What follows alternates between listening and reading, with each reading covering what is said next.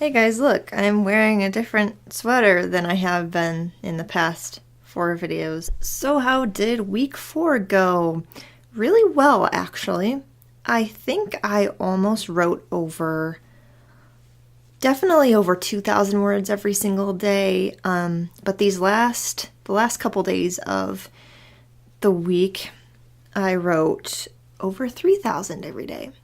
Some days 5,000, which is actually really cool because now, as I'm recording this, I am 81% of the way to my January goal, which tomorrow is the last day of January, so unless I don't sleep or do anything other than write, which is not an option, I could get there, but I'm not going to, which is fine, and I will talk about that. I am also 6.8%, I'm reading the number, I am 6.8% of the way to my overall goal, which is pretty cool because I've written over 60,000 words total so far in January. Izzy, why are you crying? It has been a difficult time with this dog because she can't really go outside and play. So, she very much does not want me to do anything other than pay attention to her, which makes writing difficult. But you know what? She also sleeps. I'm going to keep making this video no matter how much you bark. Do you want to know what the real life of a writer is? Well, it's this. How do I go to my day job, leave my day job, and still manage to write 5,000 words, for example, as I did yesterday? You're moving my chair.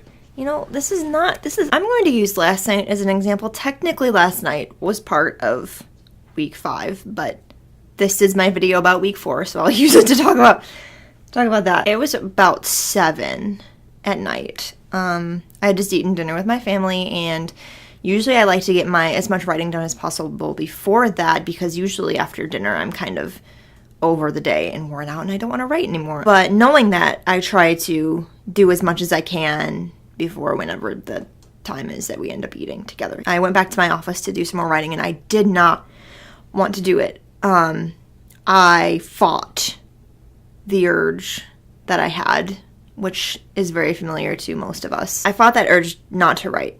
I wanted to be done for the day. I wanted to go upstairs. I wanted to, watch something on Netflix. I just wanted to relax. It was cold. I really just wanted the day to end, but I had probably about 1,500 to 2,000 words left of what I wanted to get done. So what I had to do was just kind of really push myself as hard as I possibly could. I got more coffee. I put my headphones on. I turned my Lindsey Sterling playlist on.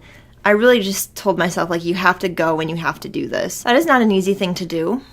And I'm fairly certain that someone new to writing would not have that trained willpower to do that. I'm not saying that if you have just started writing that you're not capable of writing even when you don't feel like it, but it does take some really refined determination to sit down and every part of you is screaming, I don't want to do this, but kind of do it anyway. I have been writing seriously for probably over 10 years at this point. I wouldn't call myself an expert. I don't know I don't know everything. I also don't know you. I don't know what your roadblocks are. I can't tell you what the best thing for you is to do. Only you can kind of determine that. However, I do know that to get to the point where I could do that, where I could write 2,000 words despite being tired and it being the end of the day and I really would have rather done something else, that's let's just say 10 years worth of practice. I did, for the record, finish what I was doing, and I still went upstairs and I still watched Netflix for 2 hours. There's such an urgency to do the things that sound fun that we think we're not going to have time to do them later. We have to do them now. It's always about now, now, now, now, now. I got to do what I wanted to do after I did the thing that I had to do, which was writing. A lot of the writing that you're going to do, in the moment, you're not really going to feel like doing it. That's not to say that you're not going to enjoy it once you start doing it. Once you really get into a flow, that's not to say that you're going to hate everything that you write. When I say that you're not going to enjoy every moment of being a writer. I mean, writing is just not something that you can always walk off into your own little world and do. There are barking dogs. There are family members that need you. There are friends that need to talk to you. There are going to be things standing in your way from getting your writing done. And sometimes you have to choose those things over your writing, and sometimes you have to choose your writing over those other things. The hardest thing I have found for people to do when they have this goal of writing something, but they can't get that thing done, they can't reach that goal, is not the fact that they don't know how to write a book, or they don't know how to tell a story, or they don't know what to write about. Those are all things that you might think are the case. Really, the problem is people don't know how to take this block of time that you have, look at all of the things that you could potentially fill that block of time with. Example, Netflix. I could fill an entire 3-hour block of time with Netflix and decide I am not going to use that full 3 hours of time to watch Netflix. I am going to write for an hour. I'm going to just start writing and see what happens. And if I am done writing by the time that hour is up, if I don't want to go anymore, if I feel like, oh, I've gotten all the writing in that I need to, then I can spend the next 2 hours after that watching Netflix. Starting for a lot of people is the hardest part. It's the actual physical sitting down, erasing everything else around you, getting rid of all your distractions, putting your phone over there, putting your Netflix over here, and focusing on your writing. So many people can't do that. They've never been taught how to forget everything else and focus. Or maybe they just have a legitimate problem focusing and they need to work on that with whoever they might work on that with. Writing is not this easy thing that it's so often portrayed as being. It's hard. It's not hard. It is hard for some people to write. It's hard for them to get the words out and get their ideas into stories. And that's why I have a blog about writing that has a tagline that is literally that. But most of the time, it's not that you don't know how or that you don't want to. It's that you don't know how to actually sit down and do it, which is what I have kind of become the expert in, is saying I could probably write 1 million words in 2019 because I'm really good at sitting down and getting a bunch of words down. And I wouldn't say that they're bad words either. I mean, sometimes you're not going to do your best writing when you're trying to get more words in, but I do my best to make sure that the quality doesn't suffer. I will also talk about that later because that's very also important. So what do you do when you don't want to write?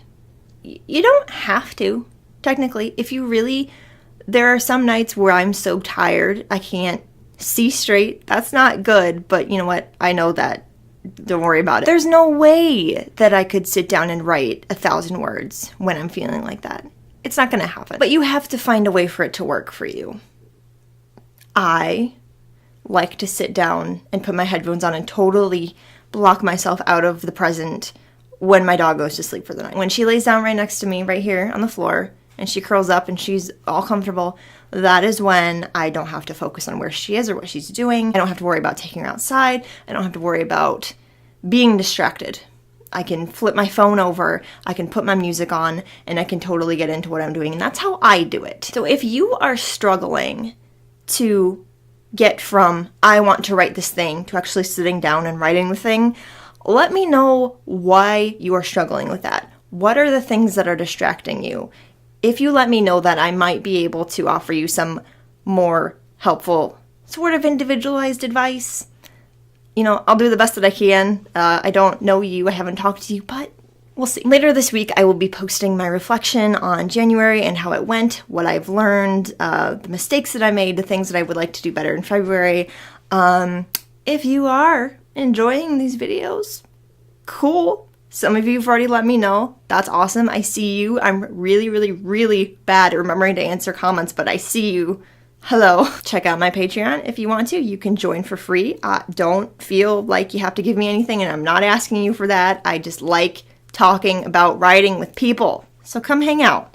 It'll be fun. And my dog is back, which, as usual, is my signal to be done.